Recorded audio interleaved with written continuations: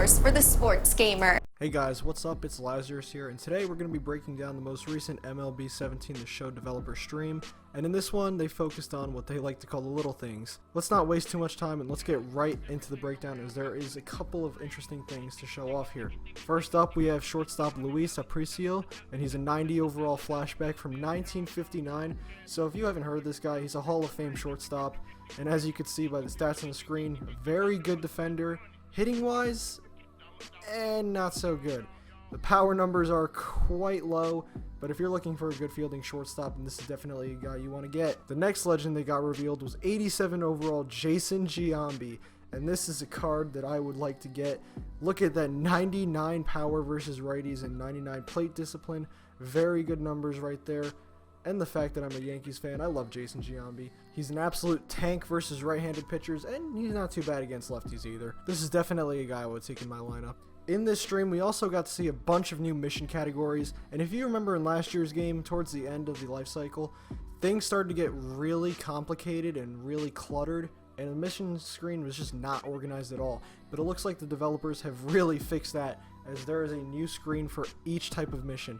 Some of the ones we saw in the stream were starter missions, collect missions, time limited missions, exchange missions, the Archer program, which I'm not exactly sure what that is quite yet, the player spotlight missions, the diamond program missions, which is how you get 99 overall Ken Griffey Jr. We have daily missions, which is a new feature and it should keep people grinding for quite some time. We have my career missions, which is pretty much overall stats like home runs, runs batted in, hits, all stats like that. We have epic missions, which is also new, and I'm not quite sure what that is either, but it seems to be very, very cool. We also have ranked season missions, which is also online head-to-head. We have event missions, which is based off the new game mode they're putting in. We have battle royale missions, conquest missions, playing against the CPU missions, and friendly game missions. Now, there is a load of new content they've introduced into this game, and I think this Diamond Dynasty experience is going to be the most complete we've gotten so far in any game in the series, as they have packed so much stuff into this game mode. And I like the fact that they actually did organize it, because last year it got kind of annoying having to siphon through every single mission screen, scrolling up and down until you found the one you wanted. So thank you so much for organizing the San Diego studios. This is actually, it's a fairly small improvement, but it really makes a huge difference in the long run. Another thing the developer showed off was a revamped user menu screen, and this is a screen that basically shows off all your stats, your online record, what you've done on the game. And last year it was not that bad. It was just kind of not really organized. Like I said before about the missions, it looks like the developers have been taking a big step in getting things really organized and looking nice.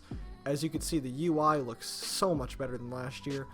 All the stats are listed nice and neat. It tells you a bunch of player stats as well, a bunch of achievements you've earned for playing out the game. Yet again, this is another small improvement, but it does make a rather big difference in the long run. And one other thing I wanted to point out here, it looks like the developers have added the ability to kind of customize your own profile, and I can show you on the screen right here. This kind of looks like calling cards and emblems on Call of Duty. I don't know why, but that's the first thing that popped into my head. If you've ever played that game series, obviously a majority of you probably have. It looks exactly like that, and I'm not trying to say they ripped them off or anything, but I'm just saying it's really cool how they can actually give you the ability to customize your profile, so when other people look at you, that's what they see. Very neat feature, and glad they added that in. We got some in-depth looks at the uniforms and customization with those, and obviously MLB The Show has been one of the most realistic baseball games ever, so the uniforms, they're going to look great. They're going to be a ton of different flashback uniforms and everything. So it's cool to see the developers go in depth about it, but we've seen it in previous games, and honestly, sometimes I feel like all the work they put in on the uniforms is underappreciated, but they're looking just as good as ever in MLB The Show 17. One big problem I had with last year's game is that I often ran out of save slots, and that was really frustrating because it would force me to delete things I didn't want to delete, but it looks like they've added more in 17, as there's now 30 slots for Road to the Show. If you really want to make 30 Road to the Show characters, you can now. 15 for seasons, which is great. 30 for franchises, which is very good. If you're someone like me that likes to do a bunch of rebuilding, that is perfect. 10 for postseason if you're like that game mode. 50 for rosters. Now let me tell you, I downloaded a lot of rosters last year to experiment with and have fun with, and the 5 limit was atrocious. I always ran out of space and I always ended up having to delete a roster I really like because I wanted a new one. And it was one of the most frustrating things about MLB The Show 16, and I am so happy they are putting more of these. This might actually be the best feature in MLB The Show 17, and that's obviously a little exaggeration, but this is great.